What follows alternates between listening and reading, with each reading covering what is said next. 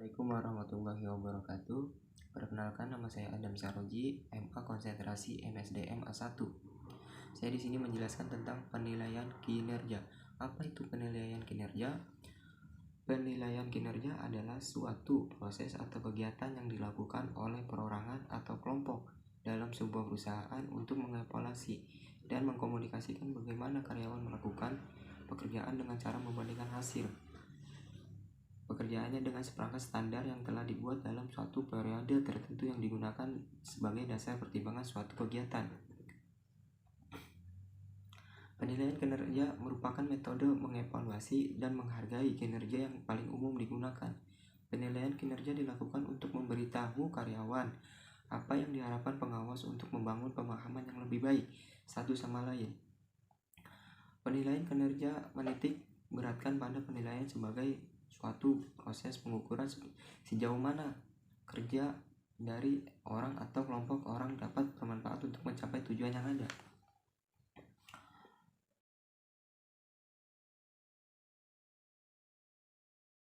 Tujuan dan manfaat penilaian kinerja. Penilaian kinerja digunakan untuk memberitahukan karyawan sejauh mana kinerja mereka dan imbalan yang akan mereka dapatkan.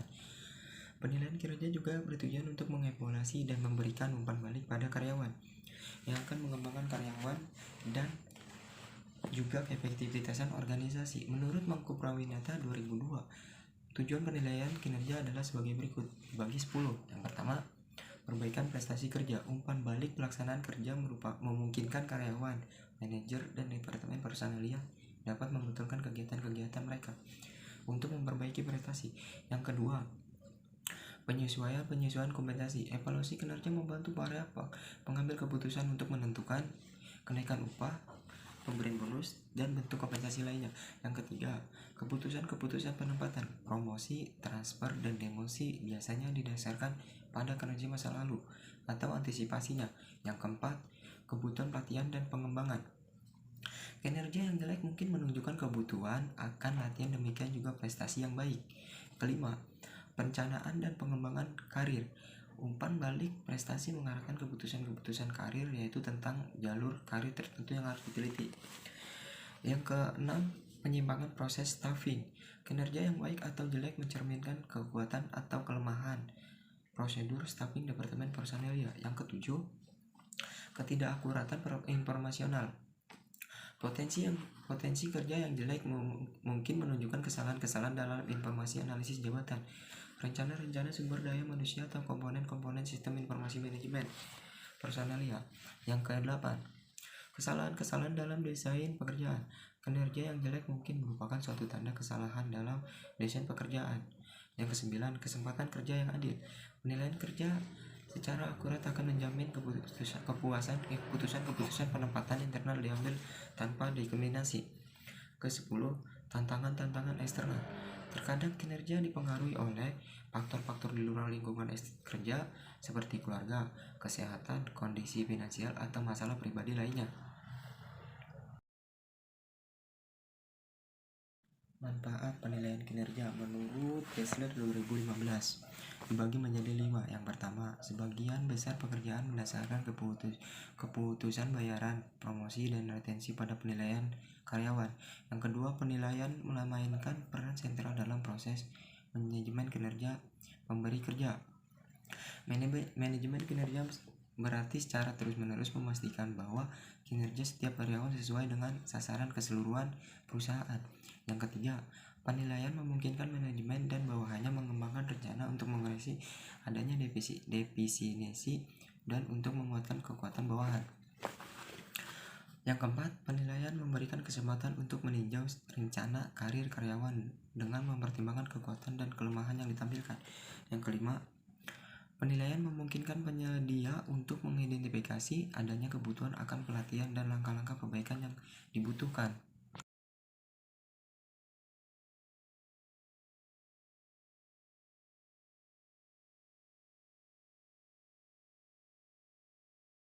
Kriteria penilaian kinerja ada 3 macam. Kriteria yang sering digunakan dalam proses penilaian kinerja karyawan yaitu yang pertama, hasil kerja individu.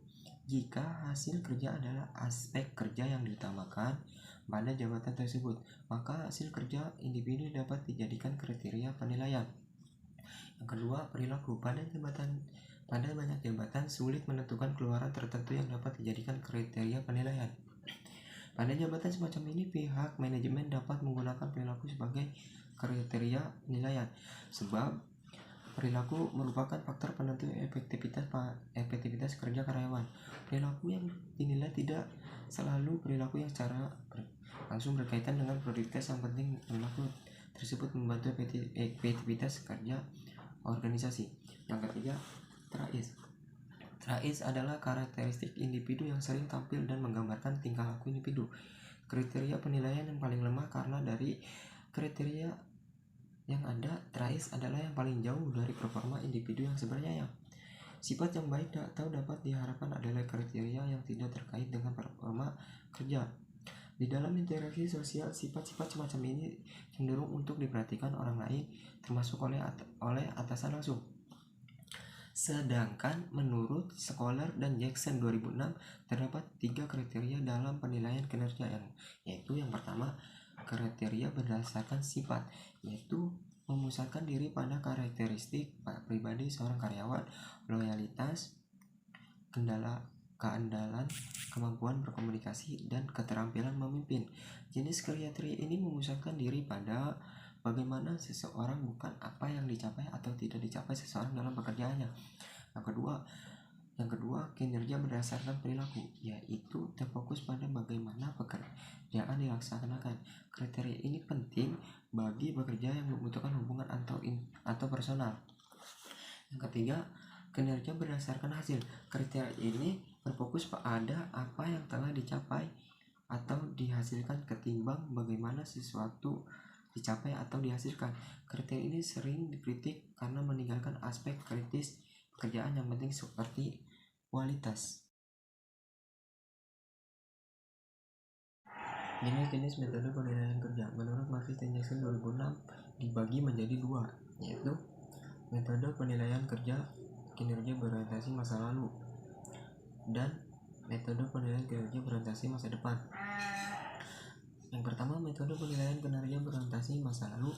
Metode penilaian kinerja yang berorientasi masa lalu dilakukan berdasarkan masa lalu dengan mengevaluasi prestasi kinerja di masa lalu. Karyawan dapat memperoleh umpan balik dari upaya-upaya mereka. Umpan balik ini selanjutnya bisa mengarah kepada perbaikan prestasi. Teknik-teknik penilaian ini adalah sebagai berikut. Yang pertama, skala peringkat rating scale. Penilaian prestasi di mana para penilai diharuskan melakukan suatu penilaian yang berhubungan dengan hasil kerja karyawan dalam skala-skala tertentu. Yang kedua, daftar pertanyaan. Metode ini menggunakan formulir isian yang menjelaskan beraneka macam tingkat perilaku bagi suatu pekerja tertentu.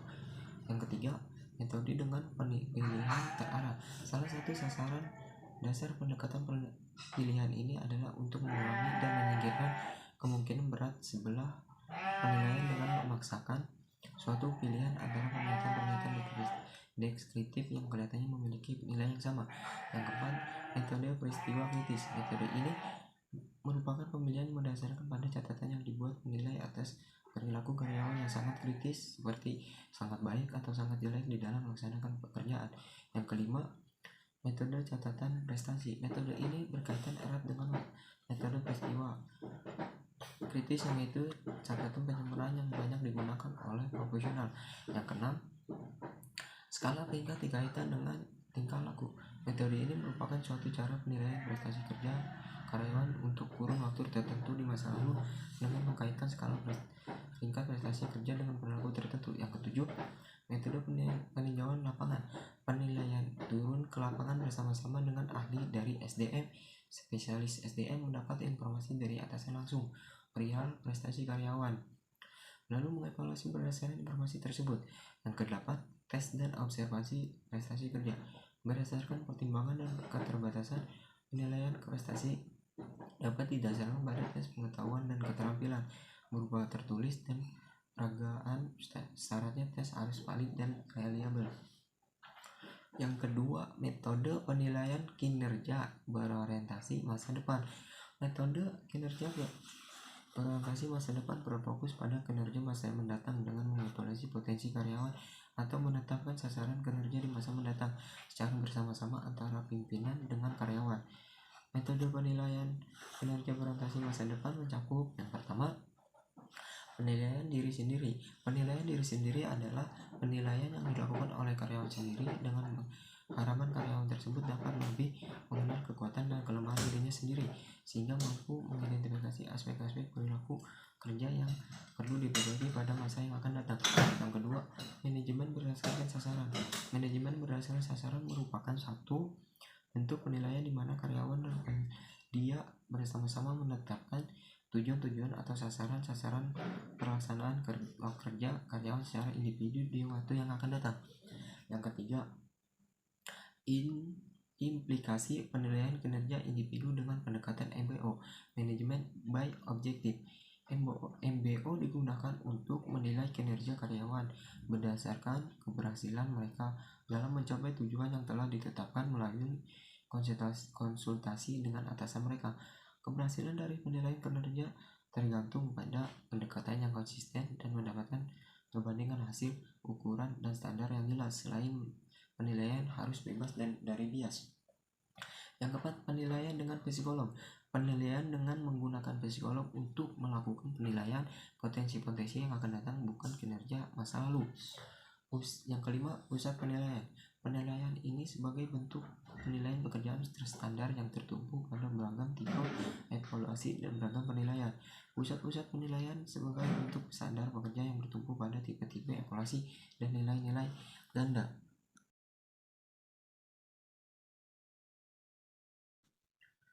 Permasalahan penilaian kinerja menurut Sani dan Masyuri, terdapat beberapa permasalahan dalam proses penilaian kinerja sehingga penilaian dianggap kurang objektif.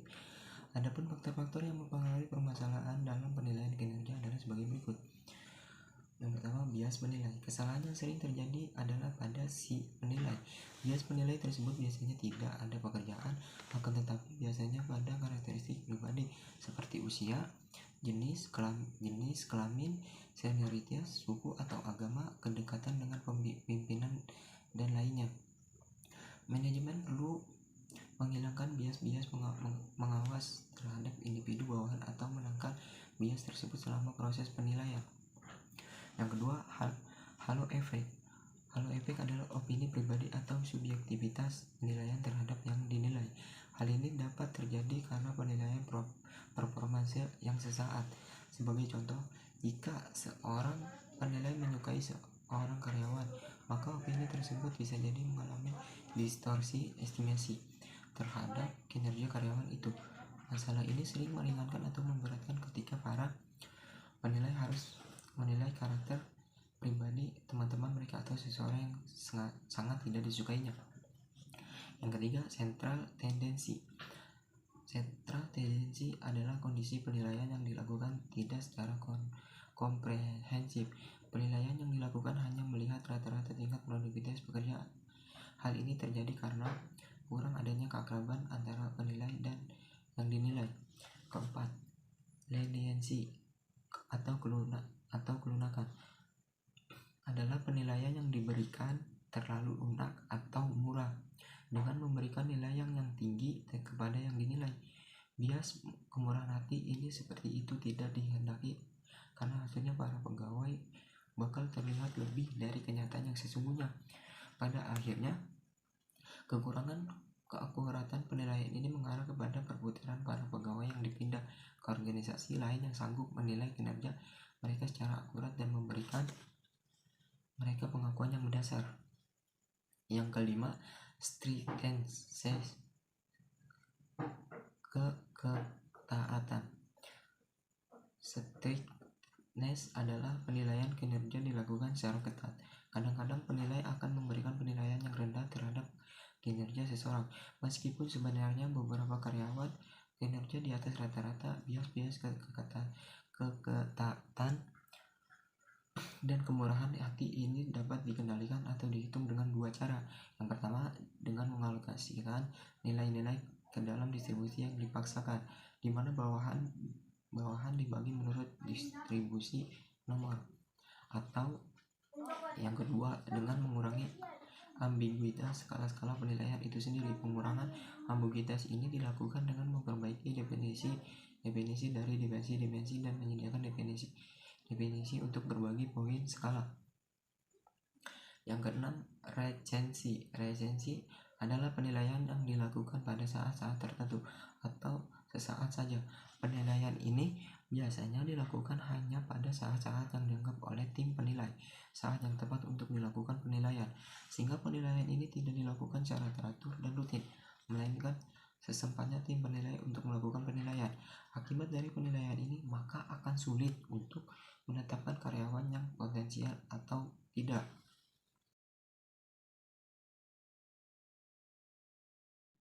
Sekian dari saya presentasi kali ini.